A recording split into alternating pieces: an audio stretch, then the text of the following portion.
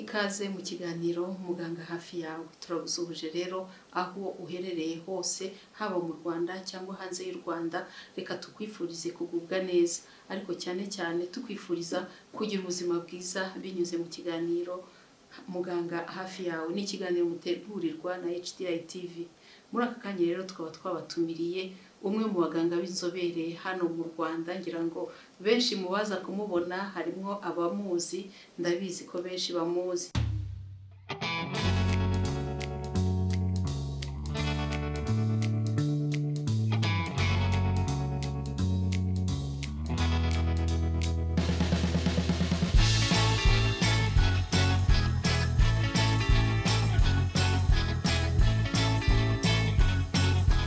Muganga Mucumbitsi Joseph akaba ari umuganga w'abana, akaba ari umuganga w'indwara z'umutima ku bana, akaba nanone ayobora umuryango nyarwanda. Navuga ko ari umuryango urwanya indwara z'imitima mu Rwanda. Akaba kandi ayobora ihuriro ry'imiryango irwanya indwara zitandura, akaba ari ihuriro ry'imiryango yo mu Rwanda ndetse no muri Afurika y'Iburasirazuba. Muganga Mucumbitsi, karibu. Murakoze cyane kuntumira. Urakoze cyane. Rero muri uyu mwanya tugiye kuganira ku ndwara z'umuvuduko w'amaraso. Indwara y'umuvuduko w'amaraso, muganga Mucumbitsi, ku badukurikiye bumva ngo ni umuvuduko w'amaraso, ukavuga se amaraso aba yirukanka, biba byagenze gute, bimeze gute? Urakoze. Umuvuduko mwinshi w'amaraso ni uburwayi bwabyo, ariko ni intandaro ku ndwara nyinshi. Yenda mbere yuko nakubwira icyo bivuze, nagira ngo yenda mbanze tuvugane ku byerekeye uburyo ikibazo gihagaze, kubera ko hari 1,280,000,000 y'abantu bakuru hagati y'imyaka 30 n'imyaka 80 bafite umuvuduko mwinshi w'amaraso. 1,280,000. Muri abo bantu ni ukuvuga umuntu mukuru muri batanu afite ikibazo cy'umuvuduko mwinshi w'amaraso.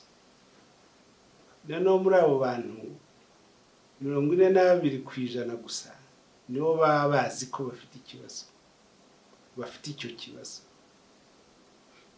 Muri abo bazi ko bafite ikibazo 21% gusa nibo bavurwa,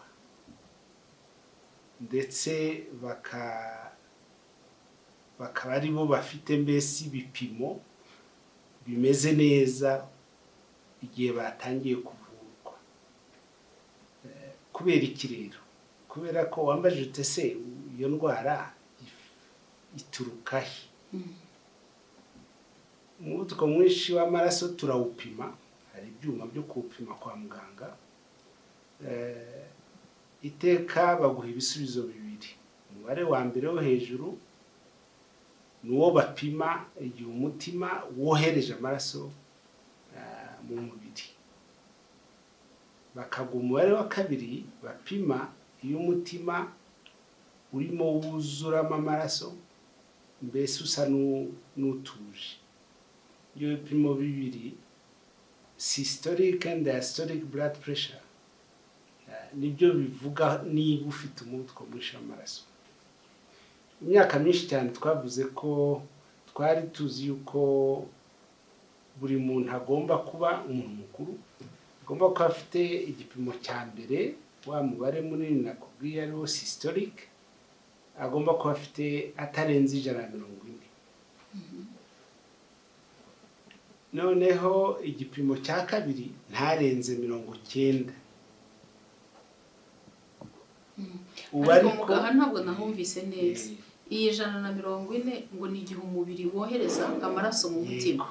Naho wohereza mu mubiri. Umutima upompa wohereza mu mubiri amaraso. Urimo yohereza, ushyizeho ingufu. Yego. Noneho umubare wa kabiri ukawupima utuje burimo wuzuza kugira ngo uze kongera kohereza. Mbese uruzura hari mu gasunika. Umubare munini rero ni igihe usunika niyo presiyo iri hejuru, ariko noneho iyo utuje urimo wuzura niho presiyo iri hasi. niyo mibare yombi. Ni ukuvuga ngo umuntu udafite ikibazo aba afite 140/90. Byarahindutse mu bihe hashize imyaka mikeya, ubushakashatsi bugaragaje ko nabyo ni byinshi. Ubu ugomba kutarenza 130/80 umuntu mukuru. Ndetse bavuga ko abagore bikwiye kujya munsi kurushaho 120/75/80. Kubera iki? Kubera ko basanze n'ubundi muri rusange bagira tansiri munsi ku y'abagabo, ariko noneho basanze muri bo ibyiza ari ukumanura hasi kurushaho imibare, kugira ngo ubwo turavuga abarwayi utangiye kubavura target ukeneye kugabanya kugira ngo bige mu iyo mibare yo hasi, nibyo bituma batazagira ibibazo. Urakoze cyane, ariko nanone ubuse nicyo gisobanuro mu by'ukuri cy'umuvuduko w'amaraso.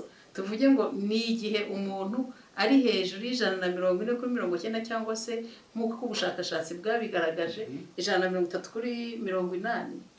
Iyo birengeje bavuga yuko ufite umuvuduko w'amaraso mwinshi, hypertension, hypertension. Utese nibwo burwayi, kuko nibyo naho bihera bitera ibibazo bitandukanye ku mutima ubwawo. Umutsi w'umutima ugera ukananirwa, naho bihera ugira stroke, ijambo twariburiye uburyo twarisemura mu Kinyarwanda. Ni igihe imitsi igaburira ubwonko yafunganye, cyangwa igice kimwe kigafunga, cyangwa se yaturitse ukava amaraso mu bwonko. Kenshi bigaterwa n'umuvuduko mwinshi w'amaraso. Urakoze cyane muganga Mucumbitsi, ndagira ngo mutubwire ese ikintu gitera, mbere yuko tugera no ku bimenyetso, ni iki gitera umuvuduko w'amaraso? Rero hari uburyo bubiri bwo kubyumva. Icya mbere ni uko hari ibintu bishobora gutuma wagira umuvuduko mwinshi w'amaraso udafiteho ubushobozi, nk'ubwo ibyo twita genetics, kamere yawe. Nk'ubu abirabura tuzi yuko bagira ikibazo cy'umuvuduko mwinshi w'amaraso kurusha andi moko, birazwi, baba muri Afurika, baba muri Amerika, baba kuko ari abirabura. Hari kuba ababyeyi bawe baragize ikibazo cy'umuvuduko mwinshi w'amaraso, nabyo byongera amahirwe make cyangwa ibyago byo kuba nawe wazayigira. Kuba uri umudamu ugatwita byongera ibyago byo kuba wagira umuvuduko mwinshi w'amaraso kubera gutwita.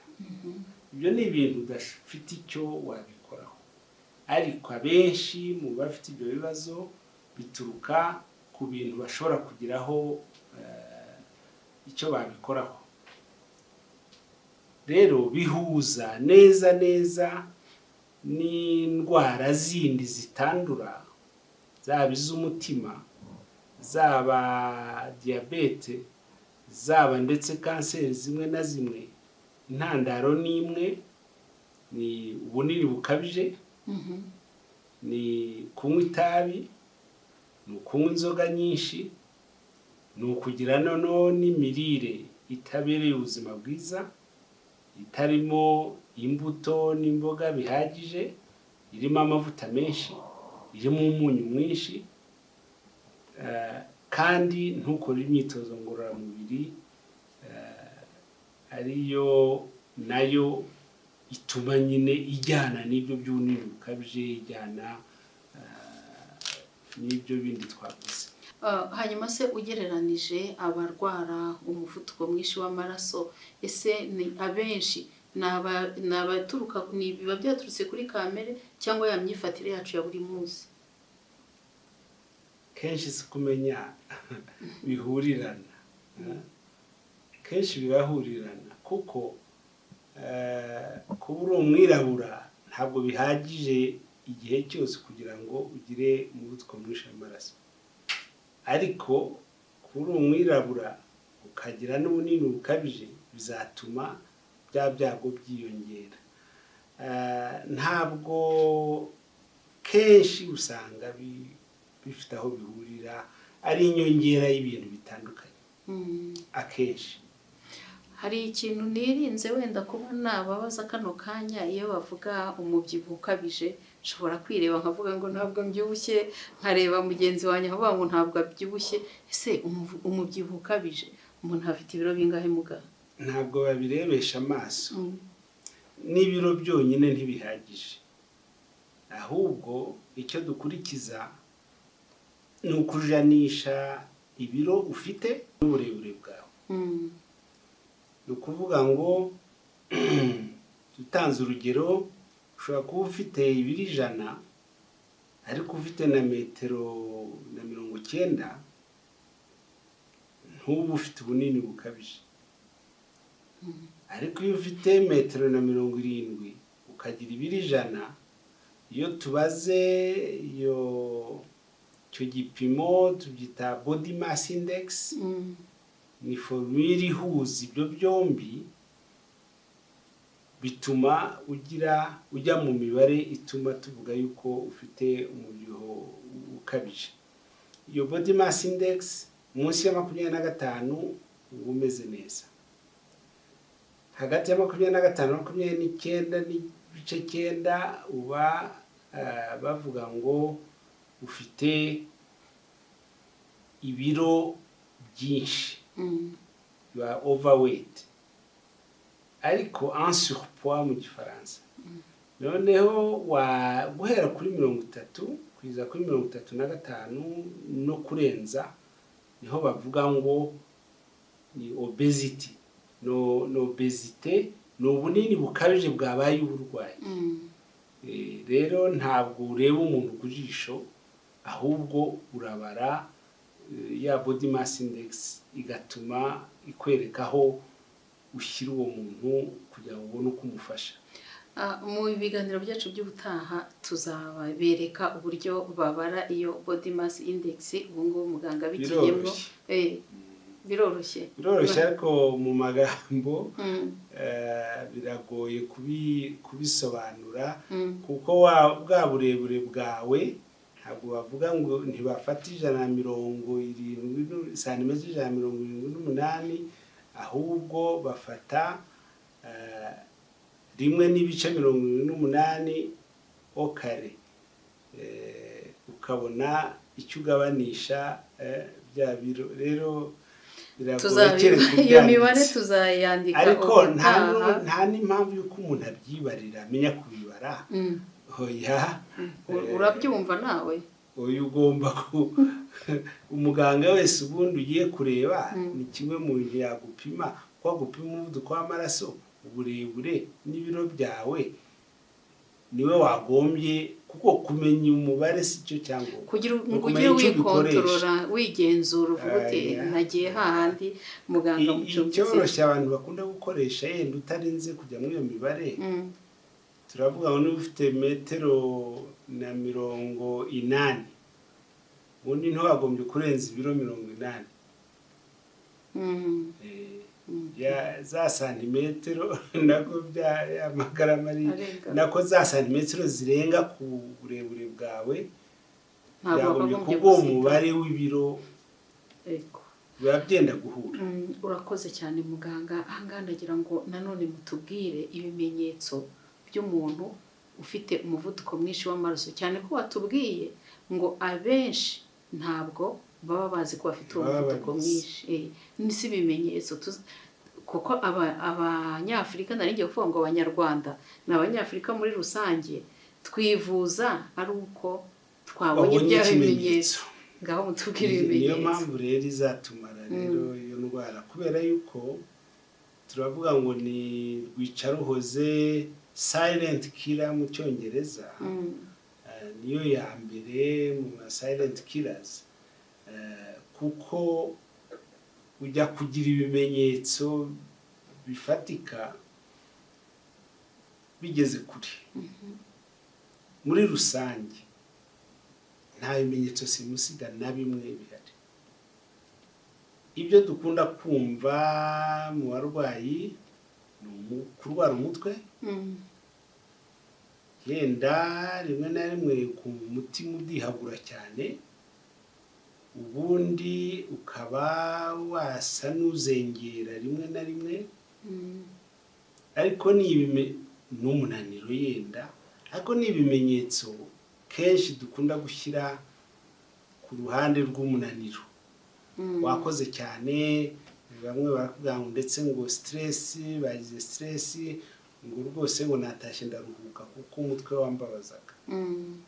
Ariko abenshi 90% abantu bafite umuvuduko mwinshi w'amaraso kenshi nta kimenyetso simusiga baba bafite. Kuriya twajya dupima abantu kuri stade, nahariya kuri Kigali hasi cyangwa muri Car Free Day, ukabona umuntu afite tension y'80/110 agenda avuye ndetse no gukora siporo, nta kibazo na kimwe afite. Kuzagiza umunsi hazaba cya kibazo cya stroke nakubwiraga. Turagira ngo noneho mutubwire ingaruka.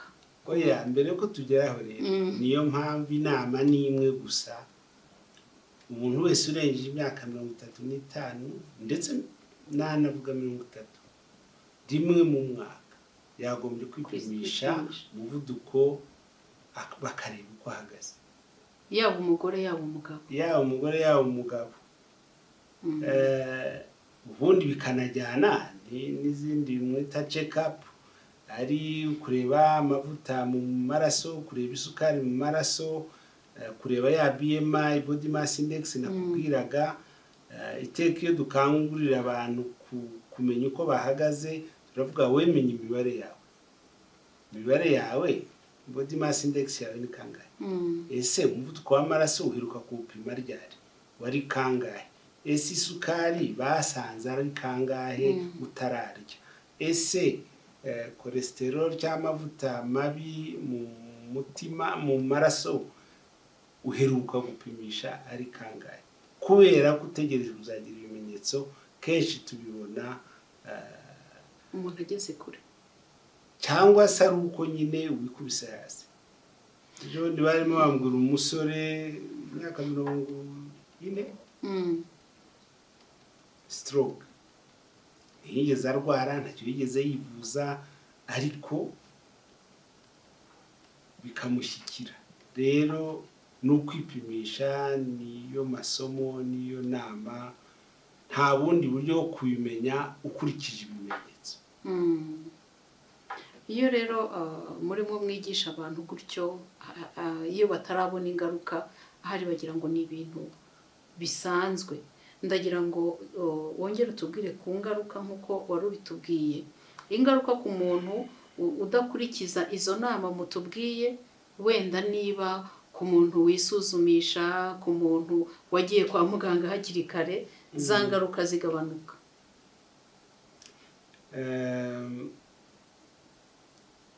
Ingaruka z'umuvuduko mwinshi w'amaraso, ya mbere na mbere ni ukuvuga tubyita target organ.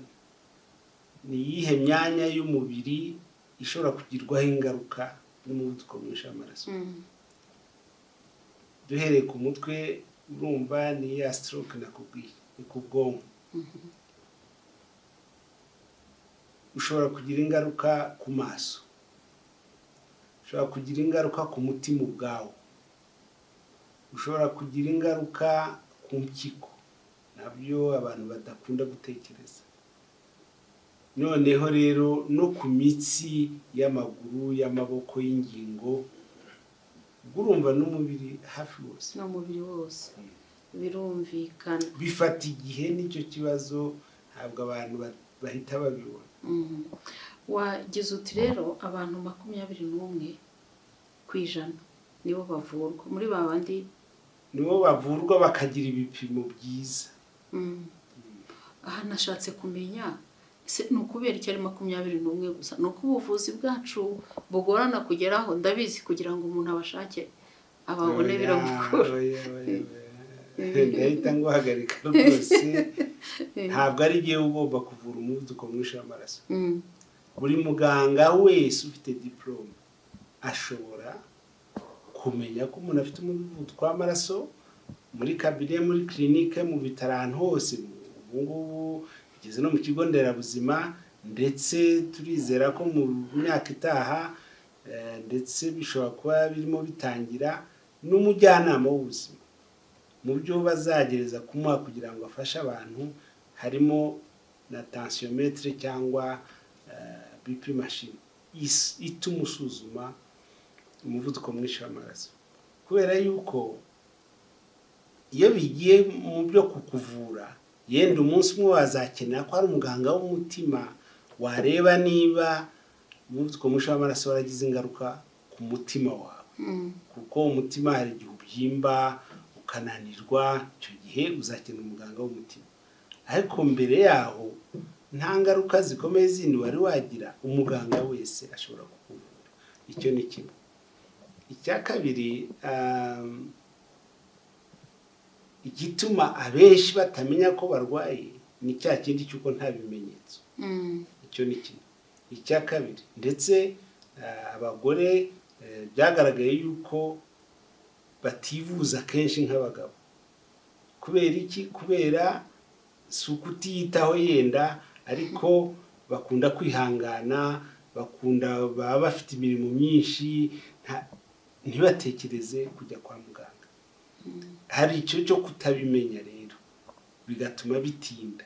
Ariko noneho niyo bamenye yuko urwaye, abantu buriya tugira ibibazo n'abarwayi, kuko uramubwira uti rero ngiye kuguha ikinini, uzajya ukinywa buri gitondo. ngo doctor, ngo ese ngo nyuma y'amezi nk'atatu ngo ari kuzakinkuraho.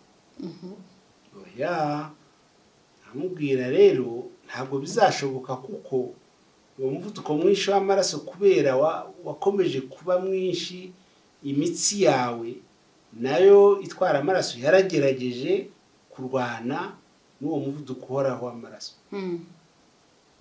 Ngerageza kubishushanya nkabisobanura yuko mbese inkuta z'imiyoboro y'amaraso zigenda zikomera kurushaho kugira ngo zirwane n'uwo muvuduko. Rero ntabwo uyu munsi dushobora kubona uburyo tubisubiza inyuma ngo bizasubire mbere utararwara nk'uko wari umeze mbere. Rero wa muti ni igihe cyose, kereka iyo bagupimye bakavuga bati wowe umuvuduko mwinshi w'amaraso uri kuterwa cyane cyane n'ubunini bukabije no kudakora siporo. Iyo wisubiyeho ukagabanya ibiro ugakora siporo, kuhenda turi buvugeho ugomba gukora siporo ingana ite, wa muvuduko w'amaraso ushobora kugaruka ugasubira ku mibare isanzwe. Icyo gihe ushobora kureka umuti. Ariko abantu benshi bafite icyo kibazo kenshi ntabwo baba ushobora kubisubiza mu mibare ishoboka ku buryo uhagarika imiti. Tutanibagiwe kandi yuko kurwanya ibiro byinshi ni ikibazo kigorana cyane. Urabikuraho ejo bikagaruka, icyo gihe ntiwabanga mpagaritse umuti, nyuma y'ukwezi nzongera, biragoye. Rero niba utewe umuvuduko mwinshi w'amaraso nuko watwite barawuvura icyo gihe utwite, nugira imana nubyara bishire, icyo gihe umuti ntawe uba ukeneye kongera gufata. Ariko abenshi kugira tugaruke ku kibazo wambajije, bararambirwa agashaka ngo imiti ngo yayiretse ngo kuko yumva yorohewe, ndetse bakakubwira ngo ugiye nzi kwisuzuma, ngo ngewe iyo byazamutse ndiyumva ngo ngafata kanini. Ntabwo byashoboka. Kenshi uzavuga ngo uziyumva ahubwo wagize stroke. Rero rwose biragoye kubyemera, ndabizi kunywa ako kanini buri gitondo, ariko niko bimeze. Ni imwe mu mpamvu nyine bamwe barambirwa ntibivuze ngo imibare igaruke kuri cya kigero. Mu Rwanda nta mpamvu n'imwe umuntu atashobora kugera ku buvuzi. Mituweli irahari, imiti iraboneka, ubuvuzi bwegerejwe abaturage. Uyu munsi nta mpamvu n'imwe yo kuvuga yuko wabuze ubuvuzi kubera impamvu n'iyi, ahubwo hari ubumenyi bukeya, hari kubiha umwanya mukeya, hari kurambirwa kuba wafata imiti. Nibyo bituma babantu 121% tuzasanga ari bo bafata imiti buri gihe kandi bafite bagera ku bipimo bishimishije. Tukiri aho ngaho hari amakuru menshi navuga ngo nayo abantu bibwira, ariko dufite amahirwe ko tugufite muri studio, ngo hari igihe abantu abasanzwe afite umuvuduko nk'uko watubwiye ya miliyari 280 ntabyo baba bazi, noneho akagira gutya akajya nko gukora imyitozo ngororamubiri, ubwo ngo akaba yakwikubita hasi, cyangwa se agiye muri sauna akaba yakwikubita hasi. Ese ibyo niba ari byo, twabwira abantu ko ntawe ukwiriye gukora imyitozo cyangwa se kujya muri izo za sauna atazi uko ahagaze? Tubivuze hari byafasha benshi, kubera yuko ubundi na siporo ubwayo, cyane cyane iyo ugiye gushaka gukora siporo z'ingufu, ugiye gukina tennis, ugiye gukina umupira, ugiye muri gym tonic, ugiye ubundi mu bihugu byateye imbere ntabwo bakwemerera kwinjira muri club utazanye certificate ya muganga yuko bagupimye kandi basanze nta kibazo, kubera ko ubo bageze kure n'ibintu by'ubwishingizi. None se ukubise hasi uri muri club ye yagomba kwishyura. Rero hano nigeze kugenda bibwira abantu muri Minisiteri ya Siporo na hehe, ubundi abantu bakora siporo intensive bagombye kubanza kwipimisha, kubera yuko hari nabo bashobora gusanga bafite n'ikibazo batari bazi ko bafite, banavukanye, gishobora gutuma agenda yakora siporo akagira trouble. Mwumvise bamwe mu bakinnyi b'umupira cyangwa biki ashobora kwikubita hasi agahita apfa. Rero ubundi wagombye certificate medical. Biragoye hano, ariko ntibinagoye, wagombye kujya kwa muganga ukabanza kwipimisha. Urakoze cyane. Wagize rero zimwe mu ngaruka zikomeye z'indwara y'umuvuduko mwinshi w'amaraso harimo stroke. Hanze aha rero tuzi ko stroke ibyo abantu bibwira ngo ari uko umuntu aba yagize stress, ni umu businessman, ibikorwa bye byahombye. Ese hari aho bihuriye muga? Harahari kubera yuko ya stroke biterwa akenshi n'umuvuduko mwinshi w'amaraso. Iyo ugeze ku 180 ku ijana na 10 uba wageze mu cyiciro cy'umuvuduko mwinshi w'amaraso bishobora gutuma ugira stroke. Umutima nako ubwonko, imitsi yo mu bwonko yenda igafunga, ibyo ravuga ni ischemic stroke. Hari amaraso atagera mu bice bimwe by'umutima, nako by'ubwonko, ariko cyangwa se byazamutse ku buryo hari imitsi imwe yaturitse uva amaraso mu bwonko. Aho bihurira rero nuko iyo stress uziyobara ijambo rye ntarakunda gukoresha cyane, iyo stress cyangwa se umunaniro ukabije cyangwa se guhangayika bikabije biri mu bintu bituma umuvuduko mwinshi w'amaraso uzamuka cyane kandi vuba. Niyo mpamvu nta muntu byo kuvuga ndiyumva ngize gute, ushobora kugira ucyanye ukagira iyo stress wari uri mu 150 bikazamuka bikajya mu 180 ukaba ari kugira iyo stroke. Rero birahuriye, ariko ntabwo stress yonyine udasanzwe ufite umuvuduko w'amaraso yagutera stroke, ntabwo bishoboka. Urakoze cyane, uranyihanganira ndacyari kuri icyo kibazo cya stroke kuko ikomeje gufata abantu benshi cyane bakahakura ubumuga. Ese muga stroke hano mu Rwanda mufite ubushobozi bwo kuyivura kimwe n'umuvuduko w'amaraso muri rusange, ngira ngo n'izo ngaruka zose zishamikiyeho? Kuvura umuvuduko w'amaraso nakubwiye ko ari muganga wese, ni imiti cyane cyane n'inama ku mibereho. Ibyo rero birashoboka, ubushobozi burahari, imiti hari ihenda, ariko akenshi myinshi ntabwo ihenda kugeza ku muntu wo mu giturage ukoresha mituweli, ubundi birashoboka kwivuza. Bya stroke rero biragoranye, turacyafite ibibazo. Icya mbere, iyo ari stroke ituma yatewe nuko ari umuvuduko mwinshi w'amaraso, barawugabanya, ariko uba wavuye mu maraso mu bwonko, cyangwa se hari ubwonko hari ibice byapfuye. Nabyo bishobora kuvurwa iyo hari akabumbe k'amaraso yavuze kagiye kakirukiramo mu mutsi uyu n'uyu wo mu bwonko. Ahandi uba ufite amasaha ubundi atarenze 3 kugira ngo bagende binjize agapira mu mutsi munini, bagende mu bwonko, ka kabumbe k'amaraso bagakuremo, ubwonko butarapfa burundu. Ku buryo mu bindi bihugu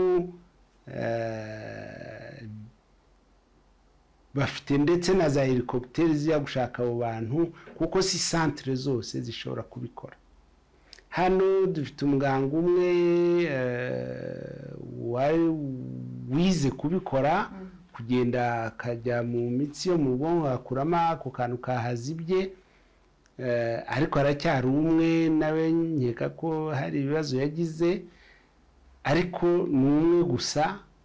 Kandi ni ukuvuga ngo niba bigufatiye Rusizi kugira ngo uzagere i Kigali muri iyo centre ishobora kubikora, ni amasaha yose yayandi aba yarenze.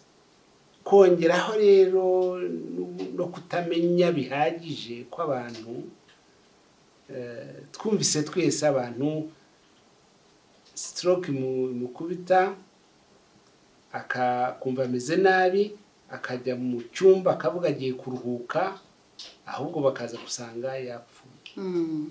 Abantu bagomba gukangurirwa ibimenyetso bya stroke yuko ishobora kuba irimo kubaho, kugira ngo abantu bose babimenye, aho kwirukira mu buriri bakwirukankishe bakujyana muri Faisal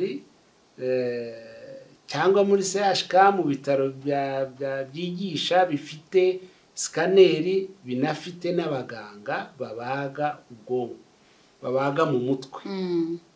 Bamaze kwiyongera, ariko ntibaraba benshi ku buryo bagenda mu bitaro bya province cyangwa, kuko iyo batabikoze muri ayo masaha wapfuye, cyangwa se ubwonko bwondorekaye burundu, ku buryo uzasigara nyine ufite uruhande rumwe rudakora, ndetse nubwo hari icyagaruka ntikigaruka 100%.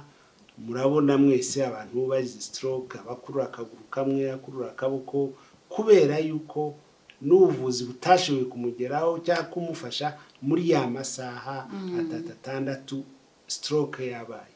Ibyo bimenyetso rero niba ubonye wumva amaso yawe atangiye kutabona neza, urareba ikintu ukabonamo bibiri. Niba se ubonye umuntu muri kumwe ukabona umunwa we urahengamye ku buryo budasanzwe atari uko yari asanzwe, agereje kukuvugisha biramunaniye, atangiye kudemanga biranze, irukanka kwa muganga. Wivuga ngo genda uruhuke, oya, kuko ashobora kuba arimo agira stroke. Utwo tumenyetso dukeya buri muntu agomba kumenya. Dimudufasha abakora amakuru, ibyo bintu abantu babimenye. Utumenyetso twa stroke ni ibintu byoroshye rwose, ariko abantu benshi batazi. Ihute kuko ufite amasaha make kugira ngo bagufashe. Ngira ngo abadukurikiye babyumvise ngo ni mu masaha 3, nge navuga 3 gusa, reka tureke kuvuga 6. Nutangira kubona umuntu muri kumubonamo babiri cyangwa nawe uri iruhande rw'uwo muntu nkuko muganga yabivuze, umunwa ukabona utangiye guhengama, aradedemanga, mwumvise ko byiza ari ukwirukanka kwa muganga. Ngira ngo turimo turagenda tugana ku musozo w'ikiganiro cyacu, ariko mbere yuko dusoza ndagira ngo uha abantu ubutumwa. Ahanini usanga impamvu izi ndwara zihitana umubare munini w'abantu ni cya kindi wavuze ko abenshi ntabwo tuba tuzizi, ababizi nabo ntabwo bivuza. Ndagira ngo nk'umuganga, nk'umwe mu nzobere z'abaganga dufite hano mu gihugu, twagize amahirwe yo kwakira muri studio za HDI, mugira inama abadukurikiye. Urakoze. Hari ikibazo ariko yenda mu ngaruka tutavuzeho, ni umuvuduko w'amaraso mu bagore batwite, kubera yuko ni gifite umwihariko wacyo nuko nawe kugira ngo hagire ubimenya nuko wa mugore utwite yipimisha. Kandi kwipimisha si uko aba bari ahantu, ariko bazamupima basange indigiza amezi 4, 5, 6, basange tension itangiye kuzamuka. Bashobora kugufasha hakiri kare ku miti, kuko ntabwo imiti yose yemewe iyo utwite, kugira ngo uzagere ku mezi yenda yo kubyara. Hari ikintu ntafite uko nsemura mu Kinyarwanda, ariko bavuga preeclampsia. Preeclampsia musigaye muyumva, umugore baramubaze byihutirwa bakora cesarienne kubera yuko yagize preeclampsia. Preeclampsia ni indwara ukwayo ituma ugira umuvuduko mwinshi w'amaraso, ariko hakiyongeraho yuko noneho utangira kugutera uburwayi butandukanye mu ingingo zitandukanye z'umubiri, umwijima ugafatwa n'ibindi bitandukanye. Ni urgence, biba byihutirwa preeclampsia, ku buryo iyo byanze bagereza kumanura uwo muvuduko w'amaraso, ariko iyo byanze umwana bamuteruramo kugira ngo ataza gupfa nawe ugapfa. Icyo kintu ni impamvu ikomeye igomba gutuma buri mubyeyi ajya kwipimisha. Siyo yonyine, ariko ni imwe mu bintu bikomeye Imana tugira, nuko abenshi iyo abyaye cyangwa bamubaze nyine umwana iyo bamukuyemo umuvuduko w'amaraso akenshi urongera ukaba muzima. Ariko harimo bakeya bazakomeza kugira umuvuduko mwinshi w'amaraso. Tukiri aho ngaho, politike ya minisante nuko ababyeyi bagira ibihe bya consultation prénatale. Ese ibyo bihe baba bapima n'umuvuduko w'amaraso iteka? Birahagije se? Niba byibagirwa uzababwira, ariko ntabwo mwampimye umuvuduko w'amaraso. Birahagije no mu kigo nderabuzima bagomba kubikora. Birahagije kugira ngo umenye umuvuduko mwinshi w'amaraso utaragutera ya preeclampsia. urakoze cyane rero, reka dusoza tugaruke kuri za nama twagira abakunzi ba Muganga hafi yawe. Inama rero ziroroshye duhora tuzisubiramo kuko ntabwo bireba gusa umuvuduko w'amaraso, bireba izindi ndwara zose zitandura. Inama ya mbere yenda duhere ku byoroshye, ko abanyarwanda benshi bakora imirimo y'ingufu ntibakeneye kongeraho siporo, ariko ababa mu mijyi, abakora imirimo yo mu biro bafite ikibazo cyo kudakora imyitozo ngororamubiri bihagije. Niyo mpamvu leta ibikangurira abantu, babahaye konje kuwa gatanu, nako si konje kujya gukora siporo, si barabifata nka konje, babahaye ibibuga aho bishoboka, bashyizeho car free day ngo ku cyumweru n'indi minsi yarakunaniye ushobore kujya muri siporo. Imyitozo ngororamubiri nicyo cya mbere kitagura amafaranga, si ngombwa kujya muri gym tonique. Hagati y'imyaka 7 na 77 niko bavuga, ushobora gukora siporo ikubereye. Nubwo waba ufite iyo 70, uragenda uko ushoboye. Igihe kingana iki? Iminota byibura 30, inshuro 5 byibura mu cyumweru, cyangwa se iminota 150 mu cyumweru. Ushobora gukora mu minsi 2 cyangwa 3 ukora siporo noneho zifite ingufu.